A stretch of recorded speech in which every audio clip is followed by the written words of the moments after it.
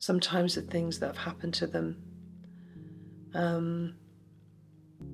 mean, you never expect to see a young child that you're looking after hit the floor and start barking, but I've had a young child that came to me because he'd been so neglected, he decided to live with the dogs, and the dogs were his warmth at night, and he was eating out of bins and dog food. And although he was obviously taken away from that scenario and put with a loving family, I was his respite carer. But when he got frightened, when he got into his survival mode and something really frightened him, he would go back to those days, and his safe place was with dogs. And that, I think, has probably been my biggest shock, to see a child hit the floor and start barking in fear. My name's Maggie, and I've been fostering for 16 years now.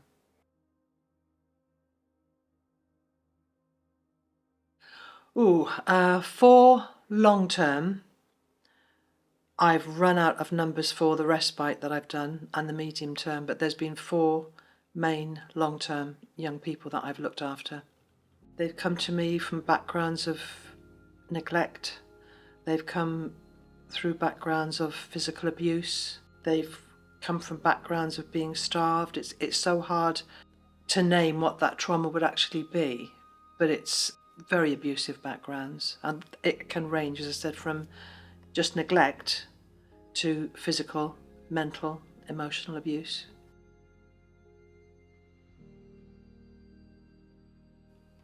It can look like a myriad of things. Your young person might be really upset about something, or they may have been triggered by something, and you're watching a reaction and you're guessing that that reaction is about a particular subject, but actually it could be something entirely different, because we associate trauma with, especially post-traumatic stress disorder, with horrendous things that happen at war, with horrendous accidents that happen to adults, but we forget that the young people that come into our care are suffering from PTSD as well, and it can have all kinds of impacts on that child. A lot of people think, oh, foster child, terrible background, just a naughty kid. But if they understand that they're not a naughty kid, that there's reasons, and I've experienced that, where a young person in a classroom, somebody comes in late, they slam the door. Kids do, but that foster child is immediately taken back. They're not in that classroom anymore. They're not in that safe place anymore. They're back in their bedroom, where that banging door means that somebody's come to get them. And that fear and that survival mode. And then, of course, they're being told that they're not concentrating. Well, of course they're not concentrating. They're not doing it deliberately. How they're reacting isn't to what's going on at that minute. It's what's going on in their minds.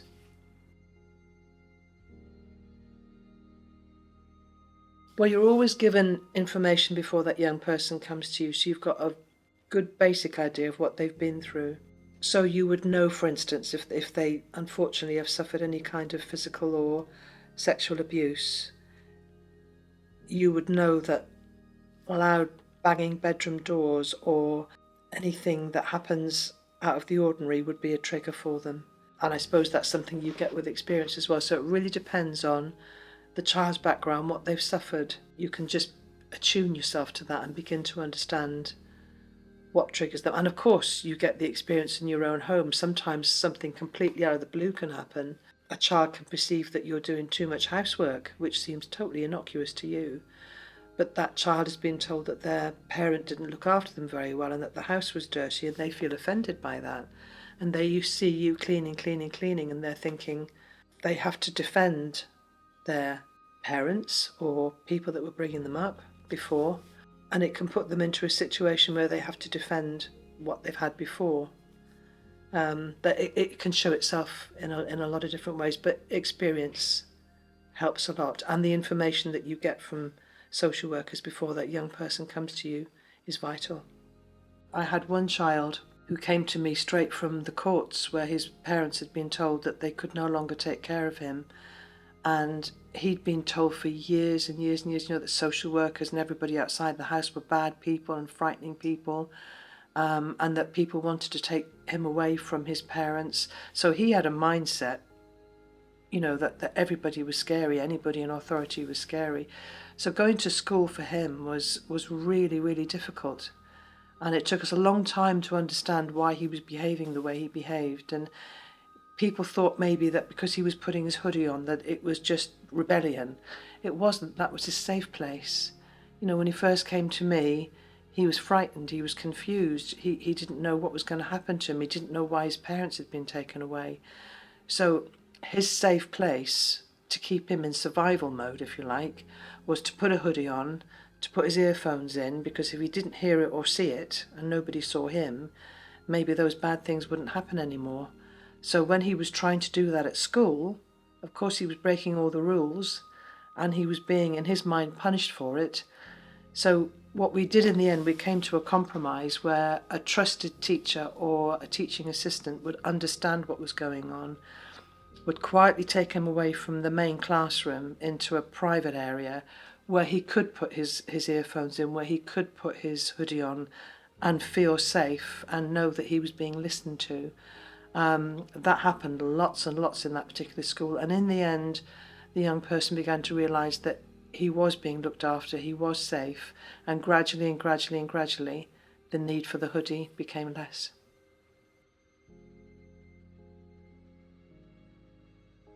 I think it's beginning to realise that what you want to give to a foster child, the love, the guidance, the support, you want to give it at a certain speed because you want to put everything right straight away.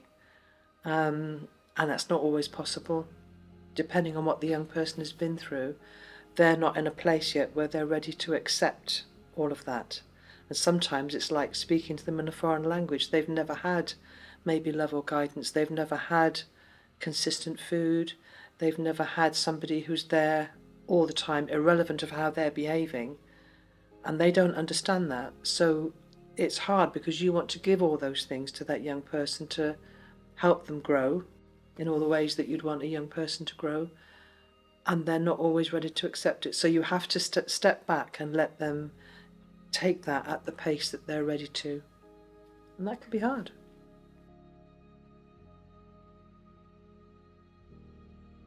Well, the best thing would be the complete opposite to what I've just said. Obviously, you begin to see that young child relaxing. You begin to see them taking on board the support that you're giving them. You begin to see them blossoming and becoming the young adult that you would want them to be, the best that they can be for themselves. And when you see that, that seems to suddenly turn. It's just that consistency is always there for them, and they know that you're always going to be there for them, irrelevant of what they do, irrelevant of how many times they shout at you or tell you that they don't want you in their life, but you're still there, and you're still there, and you're still there. And all of a sudden, you can see that they really trust you, and they really know you're going to be there. And they can relax then to become themselves. That's really good.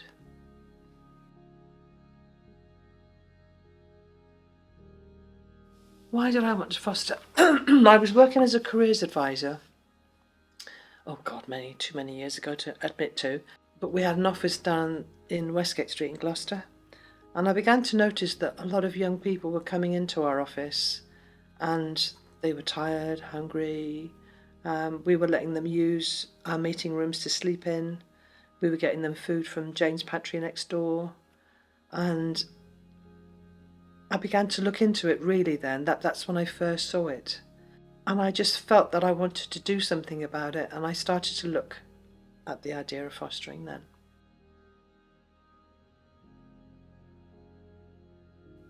I knew it had to be invasive.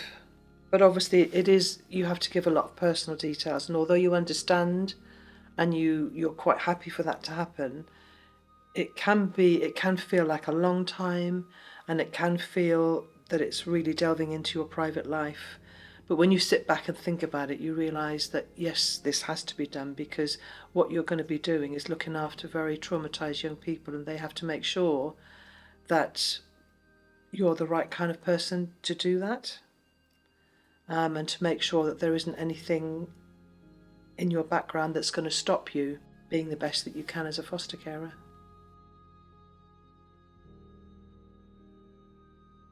I can remember when I first started my assessments and my training to become a foster carer, I had this lovely little golden picture in my mind that I really wanted to help young children, and I wanted to be there for them, and I wanted to help and guide them to become the adult that they wanted to be. And I had a picture in my mind of how I was going to do that. And I can remember some of the training I got then really stuck with me even to this day. We had yellow sticky labels, and we were each asked in our training to write down the one thing that was part of being a family and part of being a healthy human being. So people wrote down love, siblings, food, all the things that you'd expect in everyday life. And the trainer was really clever. She collected all our yellow stickers and she put them on the wall in the shape of a child's head, maybe in shoulders. And then she asked us, now, what do you think it would be like for that child if they didn't have love? So she'd take the love sticker off and she'd put them in a very specific order. So she took away love, she took away siblings, she took away, clothing, security. She took away all those stickers that we'd written. And what you were left with was basically half a child, all the negative things. And she said, if the love and the security and all the things that you would normally expect a young child to have in their family life, if it's not there, you're not going to put that all in overnight. So when that young person is brought to you, you can't put your arms around them. You can't say, you're here now, everything's going to be fine, because it's not there. And it's like speaking a foreign language to them. They just don't understand. So you have to know how to build that up gradually at their pace. And that's stuck with me for 17 years. I think it's the base of everything I do.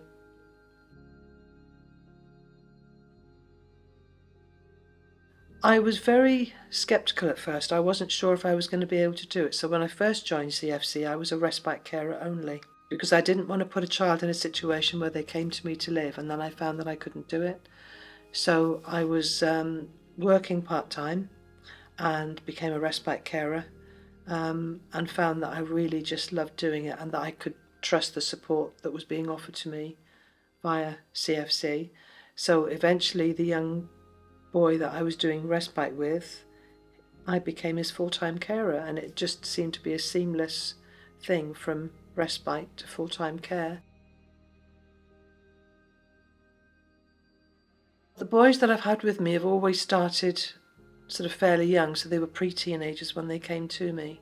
I think the first child I had was 9 going on 10, so they were still in primary school. And then because of matching, because obviously when the young person is with you and it's working out successfully and you want to take on another child or you want to do respite alongside that long-termer, the social workers are very careful about matching.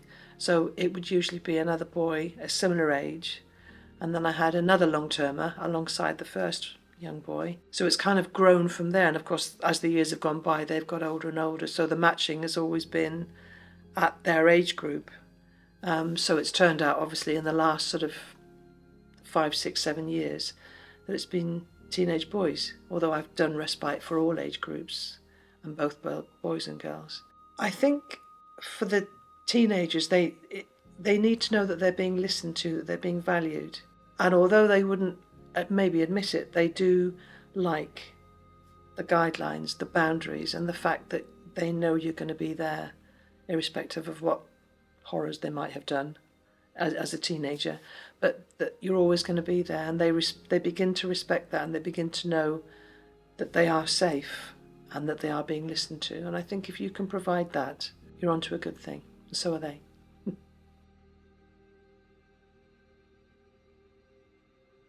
When I first started to look, I didn't even realise that you could foster through an agency. I thought it all had to be done direct through social services.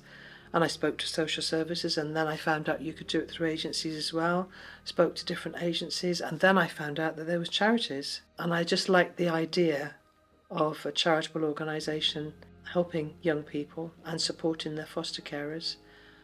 So I approached CFC, had an interview with a social worker, had several chats with them, found out as much as I could.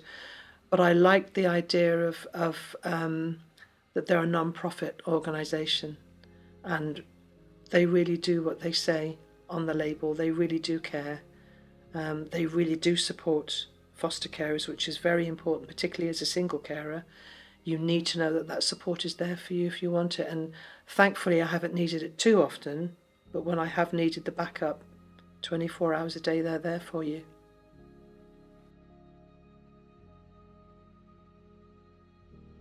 Well, it's the family feel. I mean, it's been very difficult through the COVID period because everybody's had to be at distance, everybody's had to do training and support and supervision through Zoom, and that has been really awkward, and it's had an effect maybe on the young people that that we're looking after. But all through that, CFC did everything they could, Zoom-wise, and activities they put on for children through Zoom.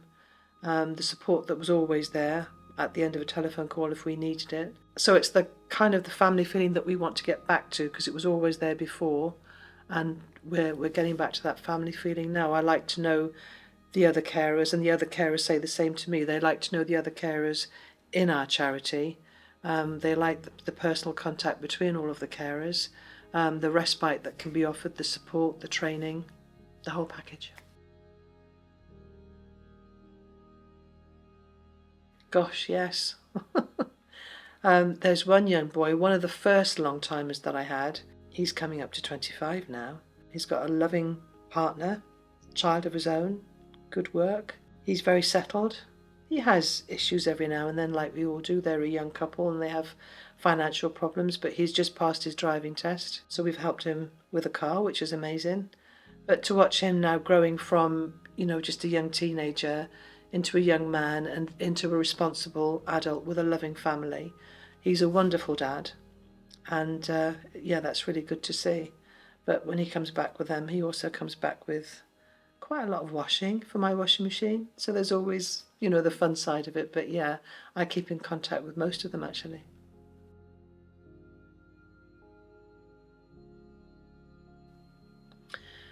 Well, yeah, that is a big question really, and I can understand why somebody who doesn't know about fostering might say that. But, if you want to provide a good, safe home for a young, traumatized person, you have to do that with some financial backing. You can't do that on your own.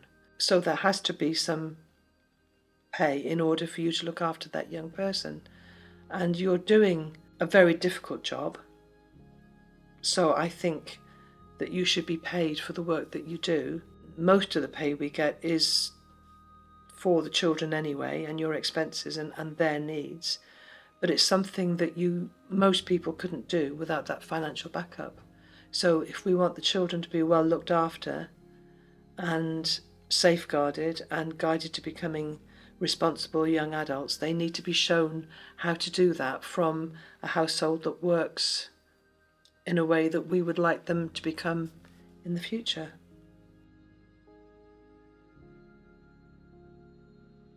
I suppose the amount of caseloads on social workers, particularly the social workers that that work direct for social services as opposed to agencies, although I know the agencies have their heavy caseloads.